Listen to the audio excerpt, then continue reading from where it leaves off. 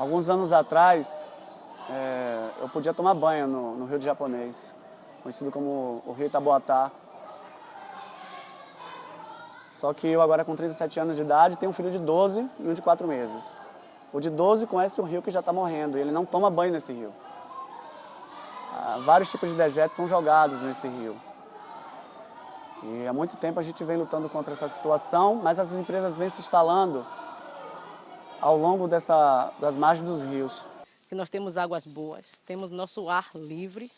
E hoje esse aterro vai chegar aqui só para destruir, para poluir, para acabar com as nossas águas e acabar a nossa vida, né? Hoje temos quase 70 hectares de Mata Atlântica preservada, com riachos também que atravessam a fazenda.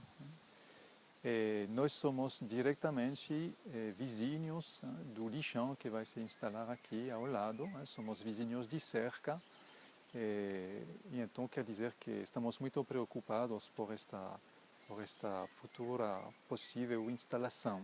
Estamos nessa articulação dentro do Vale do Itamboatá, que é um santuário da Mata Atlântica. A gente não pode esquecer disso, santuário da Mata Atlântica, que preserva as nossas águas, né, que preserva o nosso bem viver dentro desse vale que está sendo pressionado pelas empresas que estão chegando. E um dos movimentos mais destrutivos que poderiam estar agora aqui é esse aterro sanitário, que de sanitário não tem nada, né, e que a gente sabe o tanto que isso a longo prazo, a médio prazo e a curto prazo influencia no nosso bem viver. Nós como comunidade estamos dizendo que somos contra essa situação. Nós estamos tristes diante dessa situação. A tristeza ela se transformou na indignação, mas a indignação se transformou em luta.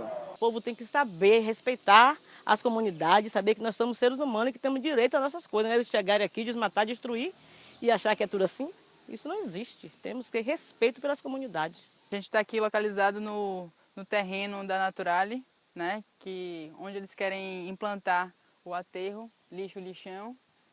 E essa área está sendo objeto de licenciamento pelo INEMA, né? E ela está sendo classificada como pasto sujo, né? E aqui vocês podem ver o território, qual é o pasto sujo, que ele na verdade é um terreno que está em recuperação, né? Uma floresta. Você vê que ela está no meio da floresta, né? Fazendo parte de um corredor ecológico, né? De Mata Atlântica, com os últimos remanescentes importantíssimos aqui na região metropolitana.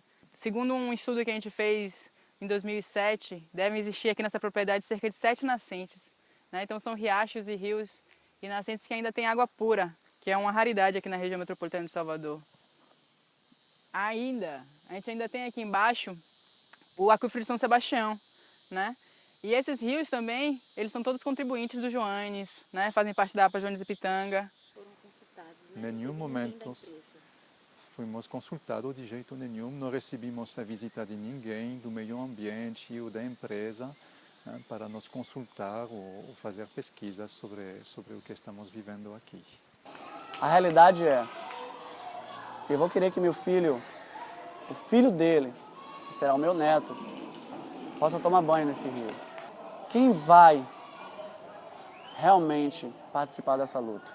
Então, também estamos preocupados, né, e chamamos as pessoas a ficar assim muito atentas a que este projeto vai atingir diretamente um lugar, não só a Fazenda do Natal, senão toda uma região rica, né, em diversidade de biomas, de Mata Atlântica. Né.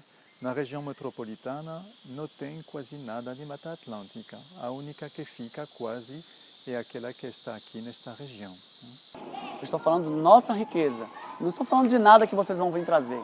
Eu estou falando de uma coisa que já é nossa e que ninguém vai tirar.